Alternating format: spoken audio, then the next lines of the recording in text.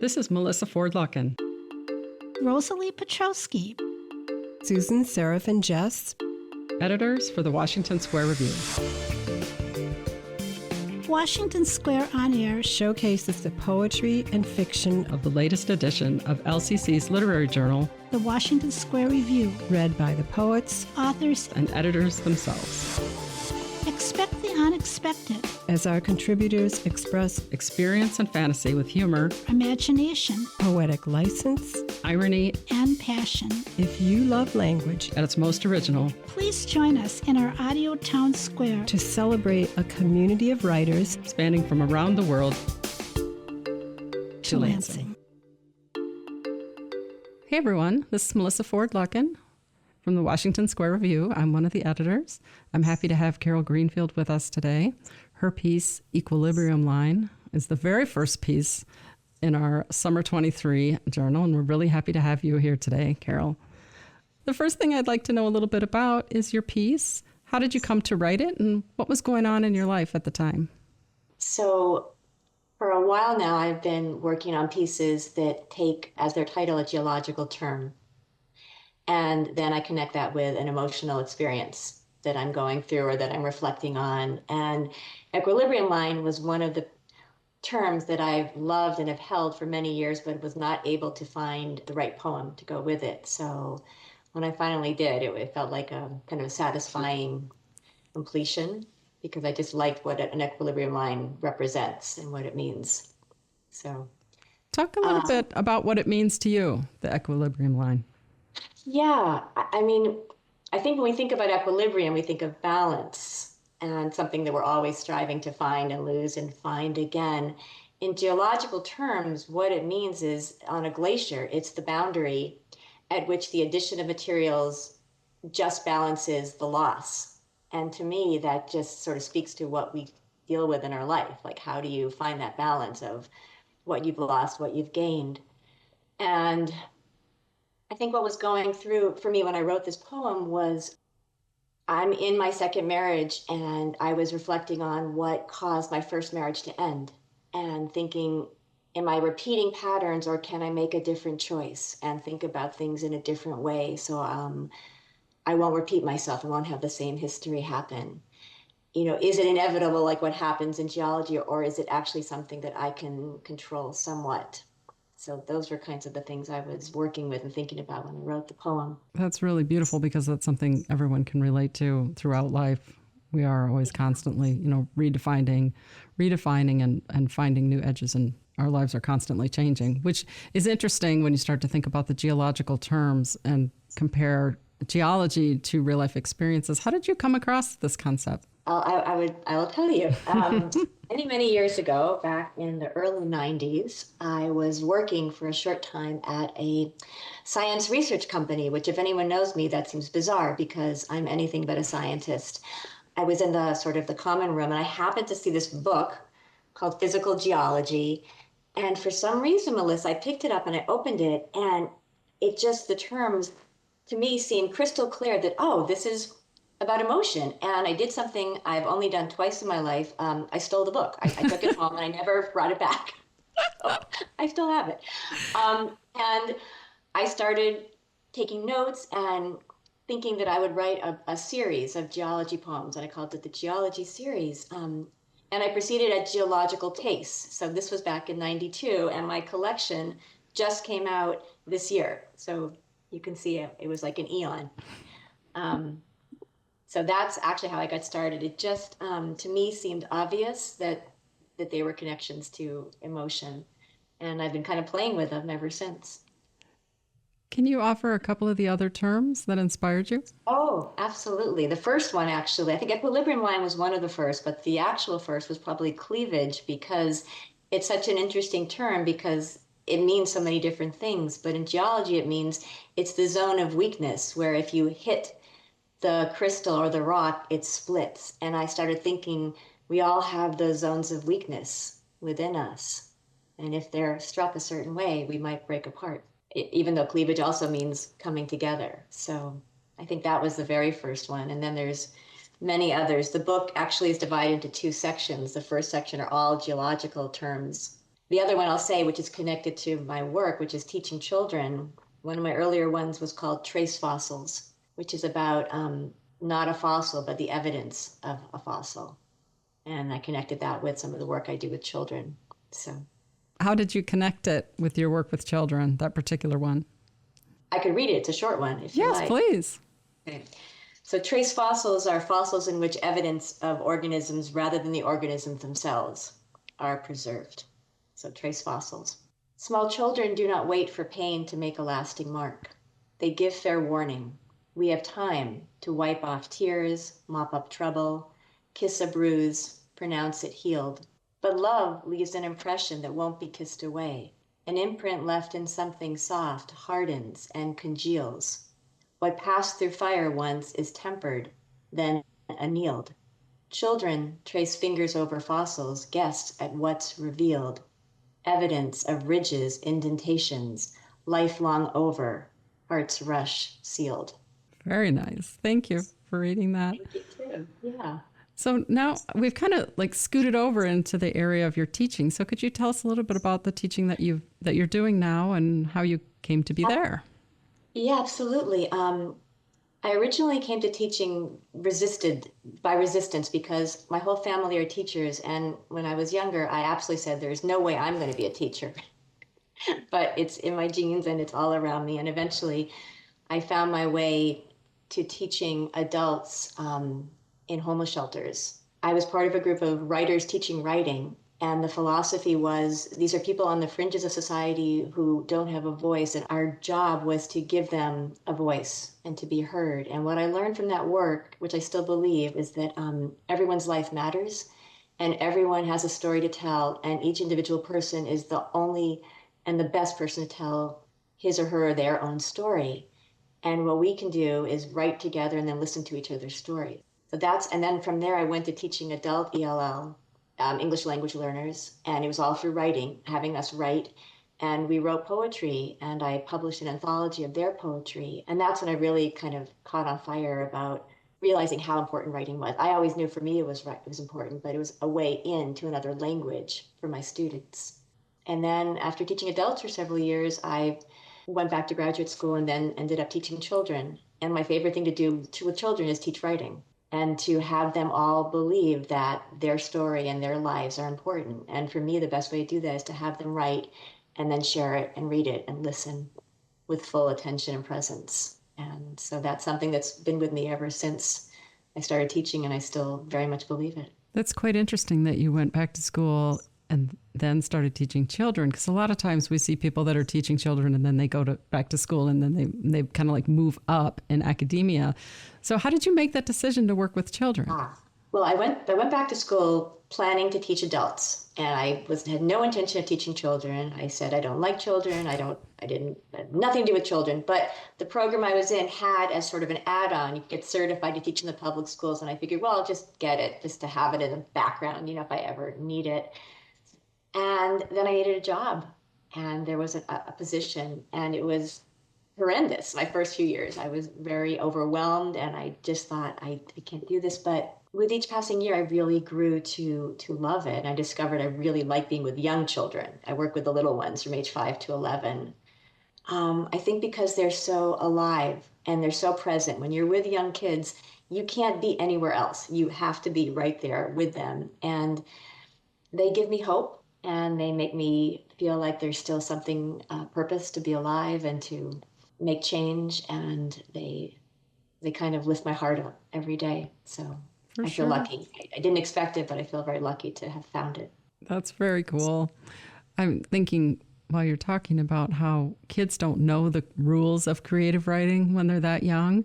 So I would imagine that they would be pretty free and appreciate the opportunity just to express themselves, and they don't yet have those expectations or those worries about, is it good enough, or who's going to read it and where's it going to go? I think so, and I think even more so with poetry because there's not as many rules.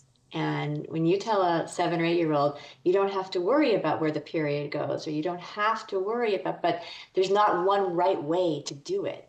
I feel like that's the kind of freedom. And I found with the young kids, even the kids that struggle with writing, poetry is often a way for them to feel successful and capable. And I've seen kids sort of blossom when they're, especially around second grade, like 7 or 8 years old. They just kind of come alive with poetry. So I could imagine that might have been similar in the homeless shelter or with the ELL learners to know that there's no rules.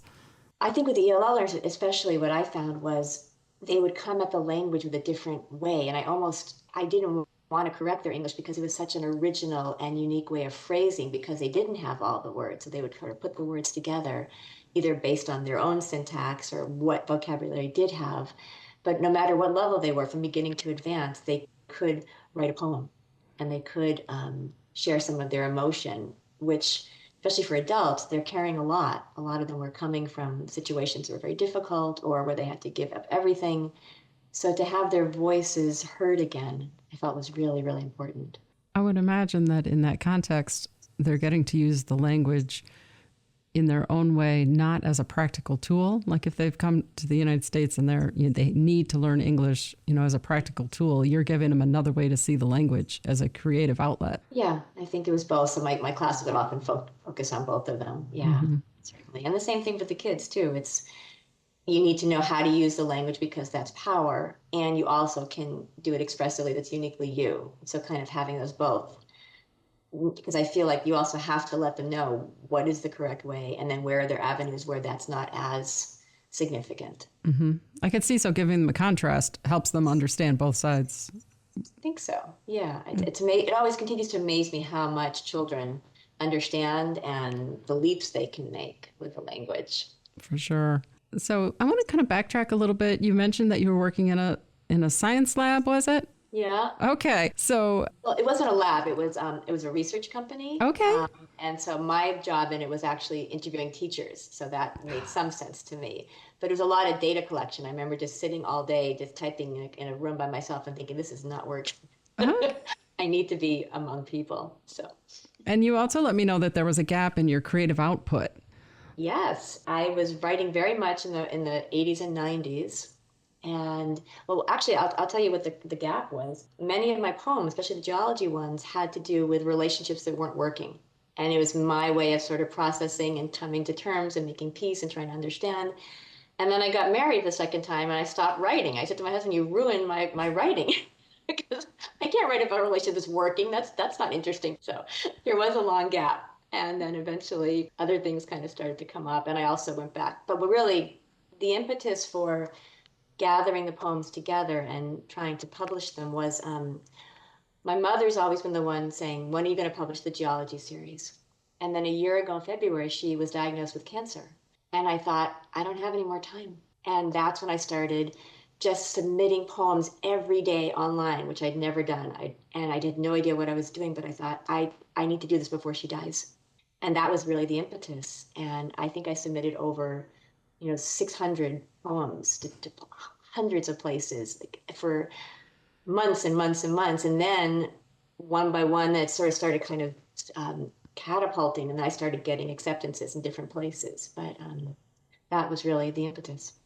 When you were writing the poetry before the big gap, were you in the practice of submitting at that time? I was, and they were in print. So I had a few acceptances, but very, very few. Maybe 6 or 7, not that many. And then I think I lost faith.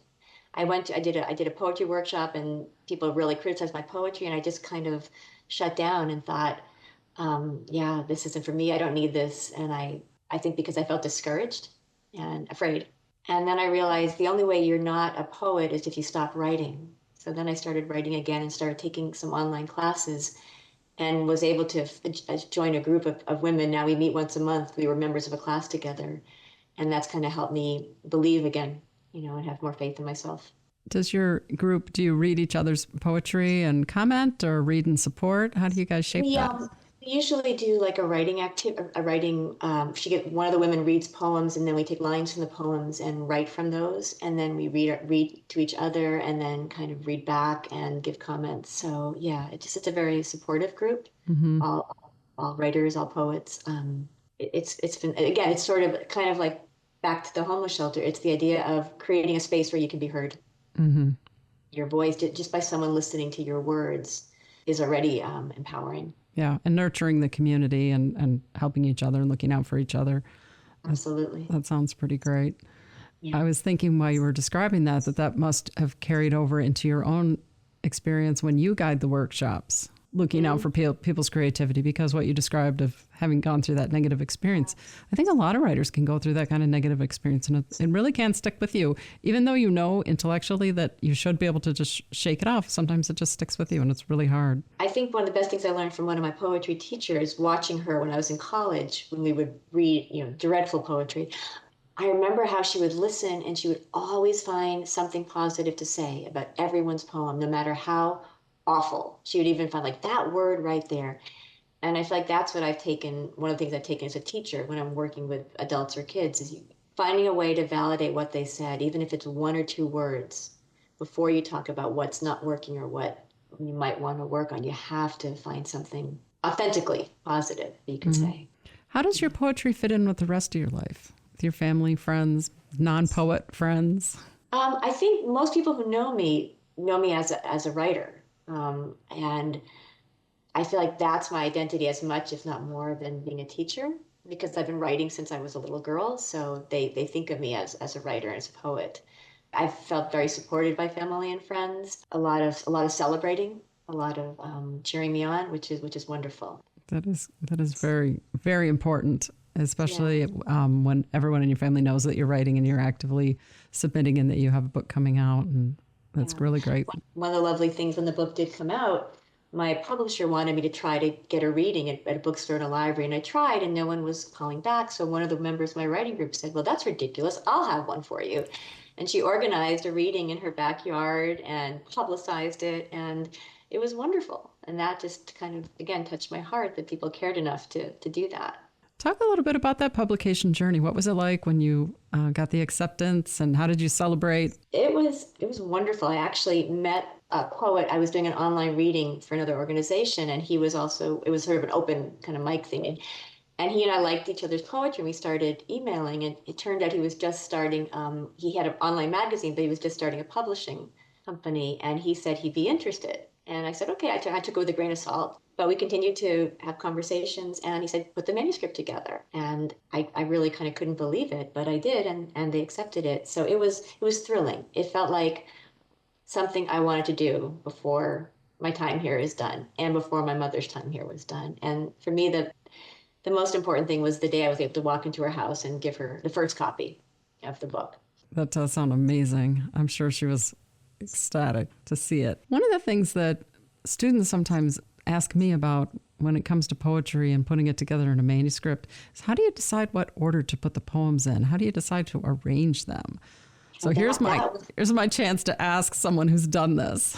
Yeah, that was definitely a challenge, and deciding, do I put all the geology poems together or not? So I did. I grouped all the geologies together, but it was like a puzzle, like saying, okay, which one looks good next to this one? Which one is too similar? Which one is, where's the contrast? An arc, like starting out with more of the sort of the ecstatic, joyful, passionate parts about love. And then what happens when things start to go wrong and start to erode, as it were. So that was kind of the journey with the geology part. But I want to balance it with other poems that were not so fraught. And the second half of the book has sort of more the quieter poems, the poems about some of my teaching or family members, and a little more variety of types of poems too. So that was another contrast, like short poems, long poems, poems that have a specific meter and structure versus the more free verse. So I guess balance so the reader would continue to be interested was sort of what was guiding me. I like that. So it's an emotional, intellectual mix, a combination. Yeah, I'd say so. Was there anything about the publication process that was surprising to you? Oh, yes. What was surprising was, I thought was kind of funny, and just the lesson I took away from it was how incredibly subjective poetry is, was how many places said, no, no, no, no, no, and then other places would say, I love it, I want that poem. And it made me, I thought it was humbling, and it was a good lesson for my ego to realize, you know what? Some people love it, some people hate it. You just can't take it too personally. So that, I think, was sort of the surprise, but also a good lesson. For sure, because anyone who is thinking about submitting, that's a really key thing to keep in mind, is that fiction is also subjective, And a person that can get a whole bunch of just flat rejections can all of a sudden get somebody who's like, this is awesome. So it was both humbling and exciting at the same time, realizing you just never know. Yeah. It must have been similar to the experience that you had when you sent out all the poems, the 600 submissions. Yeah, it was like it was almost a daily practice. Like, all right, I'm sending out this one, this one, this one. And I just kept track of it. And it was it was a process I really enjoyed. I think because it wasn't so stinging, it felt wonderful when it was accepted, but it didn't feel terrible when they weren't. So I just thought, okay, it's not right for them. Next, and then I would send it somewhere else. So it was actually a very good practice of letting go, of not being so attached to having it have to be published. I figured if it's going to be published, it'll find its home at some point. I wonder if part of what took the sting away was that you sent out so many, that you were in the daily practice of sending them out. So you already had a plan of, okay, if it gets rejected, I'll send it out again. Yeah, I think so. Yeah. That definitely makes sense. Yeah, I mean, it still is wonderful and exciting when you get accepted. It's still a real thrill. And, okay, who can I tell? Yeah, absolutely. Tell mom and dad first, then tell family, then tell some friends. Yeah.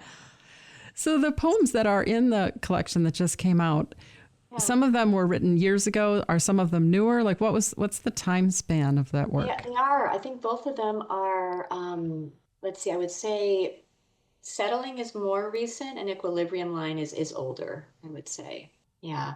Equilibrium Line, I realized, I was looking at it, I realized it's written in a certain format, which you wouldn't necessarily know, but there is a form called the American sentence, which means every line has to have 17 syllables and only 17 syllables, no more, no less. So that poem is actually set up in that format. And what I found from doing that practice was sometimes being in a very strict format makes it easier to deal with a very emotional topic. It kind of gives me a little space to sort of look at it.